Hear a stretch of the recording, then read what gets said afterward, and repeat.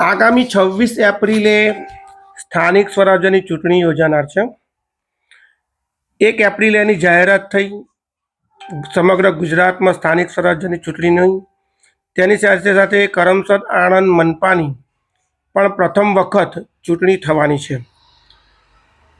આ ચૂંટણી પહેલાં ફાઇનલ મતદાર યાદી પ્રસિદ્ધ થવી જોઈએ, પરંતુ એ થઈ નથી.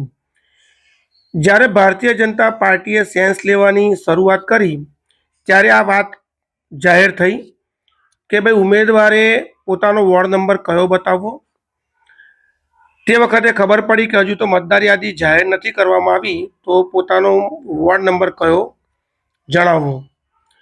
બીજી વસ્તુ એ છે કે મતદાર યાદી જાહેર થયા પછી ઓછામાં ઓછા 15 દિવસનો સમય વાંધા સૂચનો લેવા માટે આપવો પડતો હોય છે. પણ હજુ મતદાર યાદી જાહેર નથી થઈ, તો આ વાંધા સૂચનો માટેનો સમય ક્યારે આપશે, એ પણ એક પ્રશ્ન નિષ્ણાતો દ્વારા ચર્ચાઈ રહ્યો છે કે ભાઈ આ કેવી રીતે. ત્રીજી વસ્તુ, આ જાહેરાતમાં આગામી 6મી તારીખે નોટિસ પ્રસિદ્ધ થશે. ફોર્મ ભરવાની છેલ્લી તારીખ 11/4 છે, જ્યારે ફોર્મ પરત ખેંચવાની છેલ્લી તારીખ 15/4 છે. તો ફોર્મ પરત ખેંચવાની તારીખ બતાવી છે પણ એનો સમય નથી બતાવ્યો. તો રાત્રે 12 વાગ્યા સુધી ફોર્મ પરત ખેંચવામાં આવશે એ ફાઇનલ નથી. બીજું કે 15 તારીખે ફોર્મ પરત ખેંચાયા પછી પ્રચાર કરવાનો ફાઇનલ સમય 16 તારીખથી શરૂ થશે ઉમેદવાર માટે. આ સમય 16 થી 26નો 10 દિવસનો છે.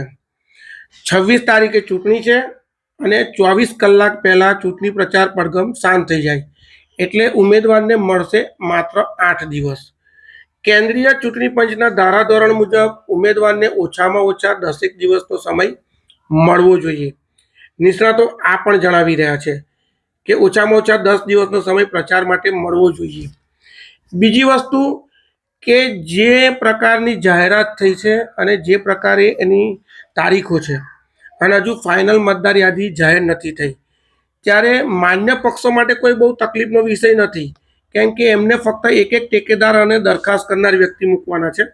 પરંતુ અપક્ષ અને માન્ય ન હોય તેવા પક્ષોએ એકથી વધુ દરખાસ્ત અને ટેકેદારની જરૂર પડશે, તો એ લોકોને આ વ્યવસ્થા કરવામાં પણ ખૂબ તકલીફ રહેશે તેવું ઉમેદવારી કરવા ઈચ્છુક લોકો થકી જાણવા મળ્યું છે.